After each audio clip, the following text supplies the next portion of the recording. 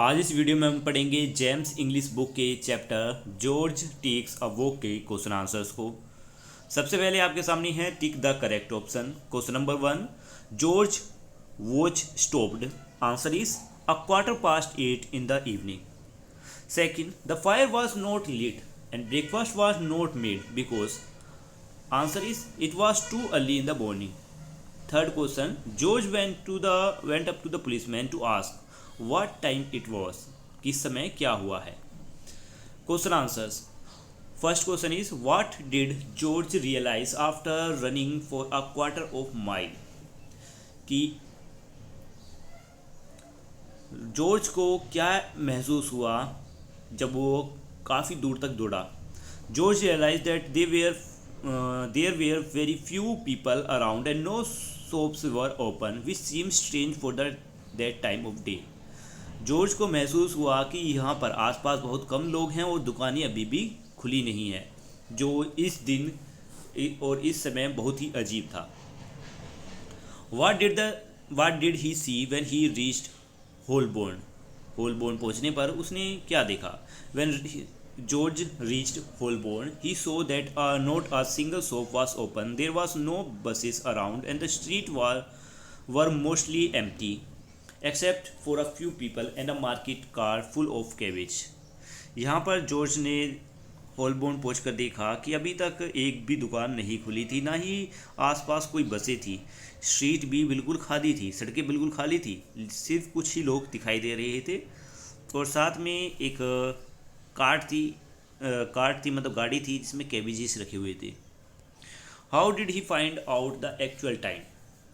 George found out the actual time when a nearby clock struck 3 indicating that it was still very early in the morning. Question number 4. What did George do after he reached home the first time? Answer is after reaching home, George thought of going back to bed but decided to stay awake. He tried playing chess and reading, but eventually he put on his coat and went for a walk. घर पहुंचने पर George ने तय किया कि वो वापस जाकर सो जाएगा, लेकिन बाद में उसने फैसला किया कि मतलब वो सो नहीं पा रहा था तो उसने चेस खेलने का फैसला किया।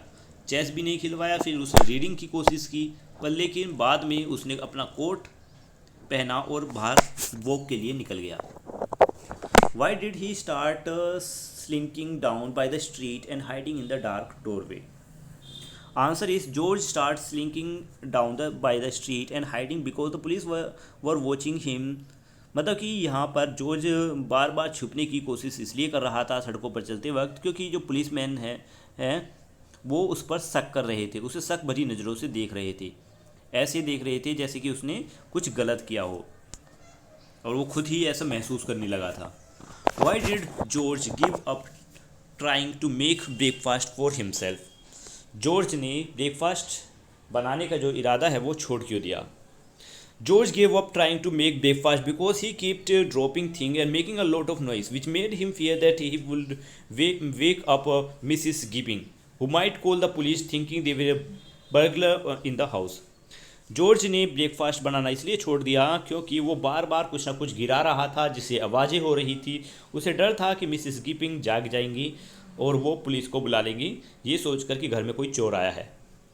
नेक्स्ट है think and answer. Do you think George was had a vivid imagination? Give reason for your answer. Answer is yes, George has a vivid imagination. He imagines getting catched by the police, being wrongly accused of being a burglar, going to a trial, and even being sentenced to 20 years in prison. His mind goes to extreme over a simple situation. कि हाँ, George यहाँ पर imagination करता है क्योंकि उसने imagine किया कि पुलिस ने उसे पकड़ लिया और उस पर झूठे आरोप लगाए गए, उस पर मुकदमा चला और 20 साल की उसे जेल हो गई। इस तरीके की वो कल्पनाएं कर रहा था। नेक्स्ट है which part of the story did you find specially humorous? Explain with reference from the lesson. Answer इसमें the humorous part of this story is when George rush out of the house in a panic thinking he is late only to find that it is still early in the morning. The world has not woken up yet. The irony of him being watched by the police because of his strange behavior also add to the humor. Next है इसमें metaphors ढूंढने हैं यहाँ पे। मैं इसके बस आगे की आपको एक्सरसाइज शो करने वाला हूँ।